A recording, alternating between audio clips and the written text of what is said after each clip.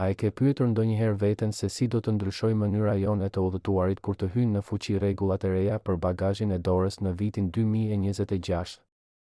Janë zbuluar detaje kyçe që do të transformojnë gjithçka që mendojmë se dim për udhëtimin me bagazh të lehtë, dhe ajo që do të mësosh më poshtë mund të kursejë kohë, para dhe shumë shqetësime në fluturimin tënd të ardhshëm.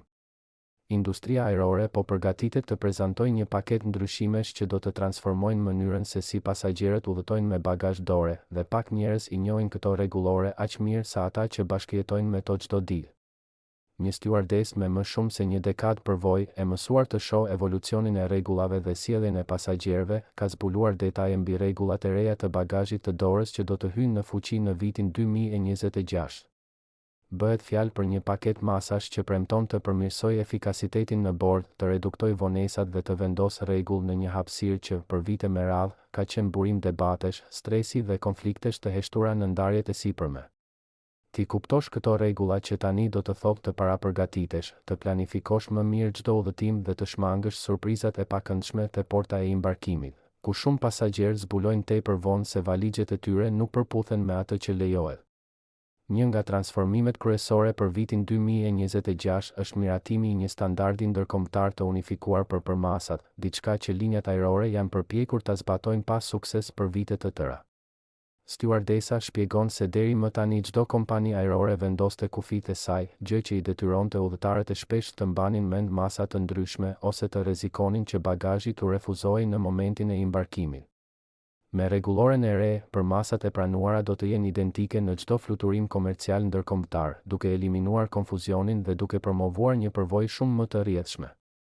Çelësi është se këto masa nuk do të paraqiten në centimetra, por në një raport unik, i projektuar për të ofruar fleksibilitet pa lejuar abuzime. Në terma të thjeshtë, çdo bagazh që të i kalon këtë raport standard do të klasifikohet automatikisht si bagazh i regjistruar, pa përjashtime dhe pa mundësi negocimi te porta. Sipas stewardesës, ky vendim lind nga nevoja për të shmangur vonesat e vazhdueshme që krijohen kur shumë pasagerë përpiqen të fusin në kabinë valixhe që thjesht nuk përshtaten në ndarjet e sipërme. Një aspekt tjetër i rëndësishëm i rregullores së re është vendosja e sensorëve inteligjent në ndarjet e sipërme, të aftë të zbulojnë automatikisht madhësinë dhe peshën e bagazhit. Këta sensor jo vetëm që nuk do të lejojnë mbylljen e ndarjes nëse valixha nuk përmbush kërkesat, por gjithashtu do t'i dërgojnë menjëherë një sinjal ekuipazhit. Qëllimi është të reduktohet ndërhyrja njerëzore në kontrollin e bagazhit, duke e bërë embarkimin më të shpejtë dhe duke ulur përplasjet mes pasagerëve dhe stewardesave. Stewardesa tregon se këta sensor janë testuar në linja evropiane dhe rezultatet kanë qenë befasuese. Konfliktet për hapësirë janë ulur me më shumë se 50% dhe organizimi i bagazhit në kabinë është bërë shumë më i rregullt. Pasagerët nuk do të mund të shtyjnë më valixhet me forcë apo të mbyllin ndarjet duke rrezikuar sigurinë e avionit. Rregulloria e vitit 2026 parashikon gjithashtu kufizime të rrepta për numrin e objekteve personale që çdo pasager mund të marrë me vete. Deri tani lejohej një valixhe dore dhe një send personal si çantë shpine, çantë dore ose çantë për laptop. Me sistemin e ri, gjithçka që pasageri sjell në kabinë do të përfshihet në një volum të vetëm. Kjo do të thotë se çanta e laptopit, çanta e vogël e shpinës apo edhe kutia e kamerës duhet të futen brenda valixhes së dorës. Ky vendim bazohet në një analizë të thellë të kohës që humbet kur pasagerët merren me shumë objekte gjatë embarkimit, veçanërisht kur duhet të nxjerrin pajisje elektronike ose të riorganizojnë sendet pasi arrin te sedilja. Stewardesa thekson se ky ndryshim do t'i detyrojë udhëtarët të planifikojnë më mirë dhe të thjeshtojnë atë që marrin me vete, diçka që shumë udhëtarë të shpesh tashmë e bëjnë, por që do të jetë e detyrueshme për të gjithë me hyrjen në fuqi të rregullave të reja. Diçka që mund të habis shumë njerëz është fakti se rregullat e reja përfshin edhe kritere mjedisore, një aspekt pothuajse inekzistent në normat e mëparshme. Duke filluar nga viti 2026, materiali i bagazhit të dorës do të jetë një faktor vendimtar. Linjat ajrore do të kenë të drejtën të kufizojnë valixhet e prodhuara nga materiale shumë të ngurta, pak fleksibile ose që paraqesin rrezik thyrjeje në rast goditjeje. Arsyeja është se mbetjet nga bagazhi i dëmtuar janë një problem në rritje në aeroporte, dhe materialet më të forta shpesh kanë cepa që mund të dëmtojnë bagazhe të tjera ose edhe vetë ndarjet e avionit. Stewardesa shpjegon se po inkurajohet përdorimi i valixheve të lehta dhe pjesërisht fleksibile, të cilat përshtaten më mirë me hapësirën dhe ulin rrezikun e dëmtimeve. Madje është diskutuar edhe një sistem etiketimi i ngjashëm me atë të pajisjeve shtëpiake, ku pasagjeri mund të identifikojë se cilat lloje bagazhesh janë më të qëndrueshme dhe më të pranueshme. Një tjetër pikë që do të gjenerojë debat mes udhëtarëve është kuota e re e peshës, e cila do të jetë më e rreptë dhe më e vështirë për t'u anashkaluar. Në vend të tolerancës së gjerë që ekzistonte deri tani, ku shumë kompani pothuajse nuk e peshonin bagazhin e dorës, rregulloria e re kërkon që të gjitha valixhet të kontrollohen me peshore të integruara në sistemin e check-in-it automatik.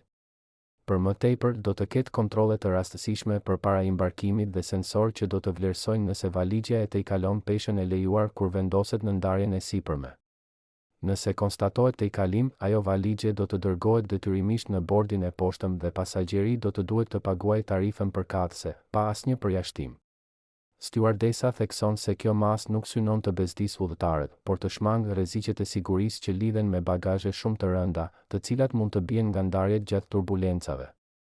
Sipas saj, incidentet me valixhe që bien mbi pasagerë janë rritur vitet e fundit, sepse shumë njerëz përpiqen të marrin në kabinë objekte tepër të rënda për të shmangur pagesën e bagazhit të regjistruar. Për pasagerët që udhëtojnë me pajisje elektronike, rregulloria e vitit 2026 sjell protokolle sigurie më të shpejta, por edhe më kërkuese. Për herë të parë do të lejohet që telefonat, kamerat e vogla dhe karikuesit të mbeten brenda bagazhit, por do të kërkohet që laptopët, tabletët e mëdhenj dhe dronët të vendosen në një këllëf të posaçëm, të miratuar ndërkombëtarisht. Ky këllëf do të jetë rezistent ndaj nxehtësisë, goditjeve dhe do të ketë një kod të dukshëm për skaneret e sigurisë. Stewardesa thekson se ky sistem do të reduktojë radhët e gjata në kontrolle, por do t'i detyrojë udhëtarët të investojnë në këta këllëfe të certifikuar. Arsyeja pas kësaj mase është shqetësimi në rritje për bateritë me defekt, të cilat mund të mbinxehen gjatë fluturimit, diçka që tashmë ka shkaktuar incidente në pjesë të ndryshme të botës. Rregulloria synon të parandalojë këto rreziqe pa e komplikuar procesin e kontrollit. Para se të vazhdojmë, abonoju këtij kanali. Na ndihmon shumë me një klik të vetëm. Dhe mos harro të lësh mendimin tënd në komente. Një ndryshim i rëndësishëm do të jetë rregullimi i lëngjeve dhe produkteve kozmetike, i cili për herë të parë pas shumë vitesh do të pësojë një modifikim të thellë. Edhe pse rregulli i famshëm i 100 ml do të mbetet në fuqi, normativa e re do të shtojë një klasifikim bazuar në viskozitet dhe potencial derdhjeje. Kjo do të thotë se disa produkte, edhe nëse respektojnë sasinë e lejuar, mund të refuzohen nëse ambalazhi i tyre nuk plotëson standardet e sigurisë. Stewardesa shpjegon se gjelet, kremrat e trash dhe produktet kozmetike me aroma shumë të përqendruara do t'i nënshtrohen kontrolleve shtesë. Kjo bëhet për të shmangur derdhjet në kabinë, të cilat jo vetëm shkaktojnë bezdi, por edhe dëmtojnë pajisjet e avionit.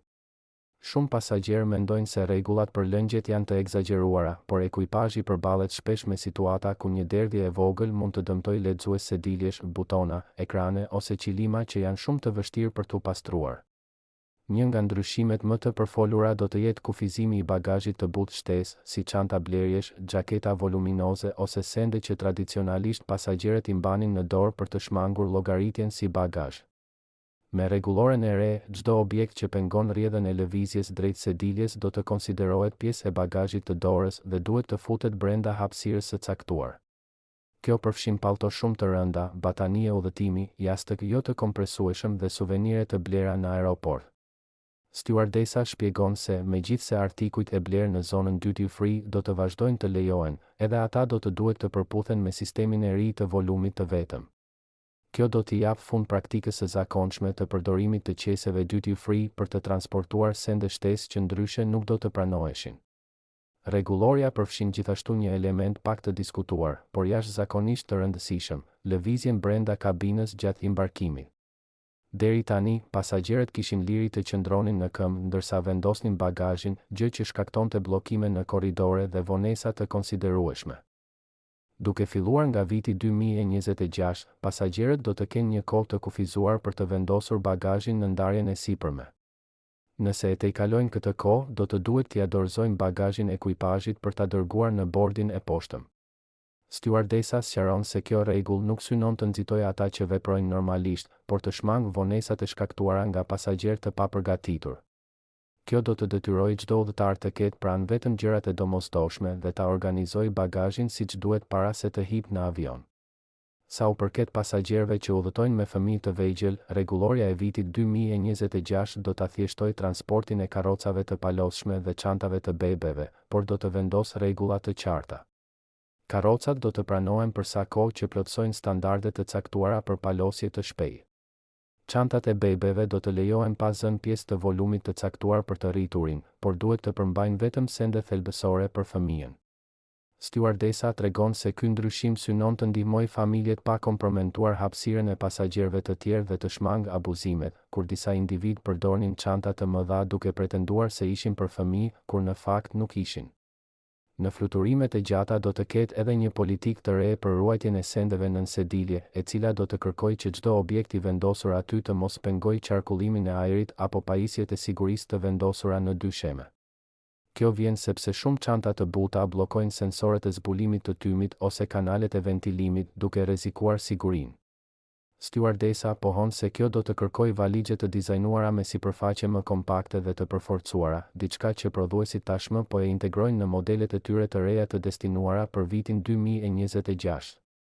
Së fundi, një nga aspektet më të vlefshme që stewardesa thekson është rëndësia e adoptimit të një mentaliteti udhëtimi inteligjent përballë këtyre rregullave të reja.